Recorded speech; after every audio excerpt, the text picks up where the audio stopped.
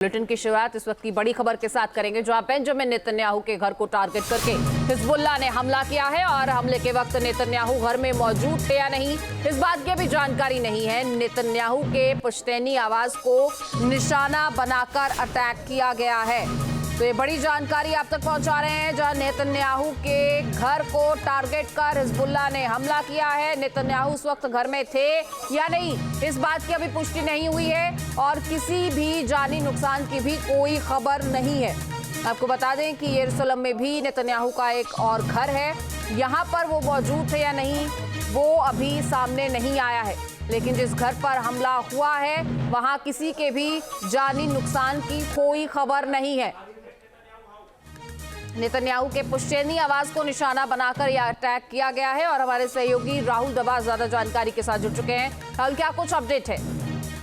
देखिए, कुल मिलाकर के जो बेंजामिन नेतन्याहू का प्रधानमंत्री आवास है उस पर हमला नहीं हुआ है, क्योंकि वहां पर जो एयर डिफेंस सिस्टम्स हैं उसकी मल्टीपल लेयर पहले से एक्टिव रहती है, चाहे वो आयरन डोम हो या फिर एरोज 3 हो, डिविल स्ट्रिंग हो, और अब तो अमेरिकन एयर डिफेंस सिस्टम भी काम कर रहा है। पुश्तैनी घर को टारगेट किया गया है, ये दर्शाने के लिए काफ़ी है जो जिसे हम रेजिस्टेंस फोर्स कहते हैं उस लिहाज से कि किसी भी जगह को वो टारगेट पे ले सकते हैं। हालांकि जब भी किसी घर के अंदर हमला किया जाता है तो बंकर बस्टर बम्स का इस्तेमाल करना पड़ता है ताकि वो पेनिट्रेट कर सके। ऐसी कुछ भी चीज़ें नहीं हुई, लिहाज जो हमला हुआ है उससे कोई नुकसान नहीं हुआ है। लेकिन ये सांकेतिक हमला है और सांकेतिक हमला ये जताने के लिए काफ़ी है कि चाहे हूती की फोर्सेस हो या फिर लेबनान में हिजबुल्लाह या फिर ईरान, इनके पास ये टेक्नोलॉजी है जिसके जरिए बेंजामिन नेतन्याहू भी उनके टारगेट से बाहर नहीं है, ये दिखाने की कोशिश है। हालांकि औपचारिक प्रधानमंत्री आवास या फिर तेल अवीव में जो उनका मेन बंकर है वो निशाना नहीं बनाया गया है। जी बिल्कुल राहुल, इस बात को लेकर क्या कुछ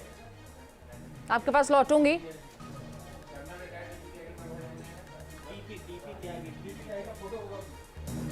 रिटायर्ड कर्नल कीपी त्यागी हमारे साथ जुड़ चुके हैं। सर, आपसे भी समझना चाहूंगी, जिस तरह से राहुल बता रहे हैं कि ये सांकेतिक हमला था और किसी भी पेनिट्रेशन को यहाँ पर अंजाम नहीं दिया गया है। जी हाँ, बिल्कुल ठीक कह रहे हैं आप।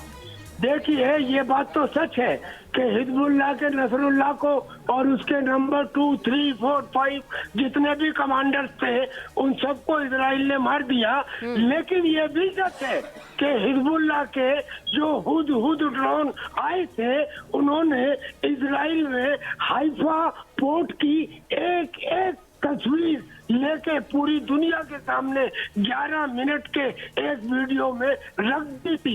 लिहाजा कोई इसमें ताज्जुब की बात नहीं है कि हिजबुल्लाह ने इजराइल के प्राइम मिनिस्टर नेतन्याहू के घर के ऊपर ड्रोन से हमला किया हो, क्योंकि इससे पहले भी उनके ये ड्रोन वहां पर आते रहे हैं।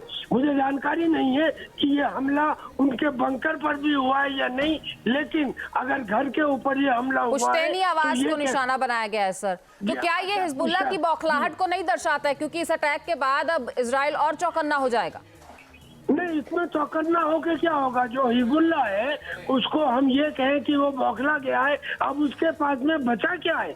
देखिए, एक फर्क है। हमास के अंदर वो GBU बम जो 14 टन के होते हैं वो इसलिए नहीं डाले गए क्योंकि ये डर था कि कहीं उनके साथ में इजराइल के बंधक भी ना मारे जाए। लेकिन हिजबुल्लाह के केस में लेबनान में, साउथ लेबनान में जितनी भी सुरंगें हैं उनमें हॉस्टेजेस नहीं है, लिहाजा वहाँ पे वो डाले जा रहे हैं और अब हिजबुल्लाह अपनी आखिरी सांसें गिन रहा है। हमें नहीं लगता कि वो कोई इफेक्टिव एक्शन लेने के लिए कैपेबल है, अनलेस अगर रशिया, चाइना और ईरान ये तीनों किसी और रूट से या समुद्र के रूट से उसको हथियार पहुंचाए, क्योंकि इजराइल और लेबनान का रूट तो इजराइल ने सीरिया और लेबनान का रूट तो इजराइल ने पहले ही उड़ा दिया है। लेकिन अगर अब सिनवार के बाद बने नए चीफ की बात करें तो क्या उसकी तरफ से भी ये कह सकते हैं कि पैगाम भिजवाया गया है कि हम छोड़ेंगे नहीं? देखिए, अगर कोई लीडर बैटलफील्ड के ऊपर ये कह दे कि हम पीछे हट रहे हैं, हम छोड़ेंगे नहीं, तो वो ना तो कमांडर है ना लीडर है। लिहाजा इन स्टेटमेंट पे बिलीव मत करो। हमास का जब से सिनवार मारा गया है, उसके जो भी 3-4 उत्तराधिकारी हैं, वो में से कोई भी कैपेबल नहीं है इस सिनवार की जगह लेने के लिए। और अगर वो आते हैं तो उन्हें मालूम है कि इजराइल की मोसाद एजेंसी के निशाने पे पहला नंबर उन्हीं का है। जी चलिए सर, हमसे जुड़ने के लिए और बातचीत करने के लिए बहुत बहुत शुक्रिया आपका। तो यहाँ पर ये बड़ी खबर आपको बता रहे हैं, जहां नेतन्याहू के पुश्तैनी आवास को निशाना बनाया गया है, जो ऑफिशियल पीएम आवास है उसे निशाना नहीं बनाया गया है।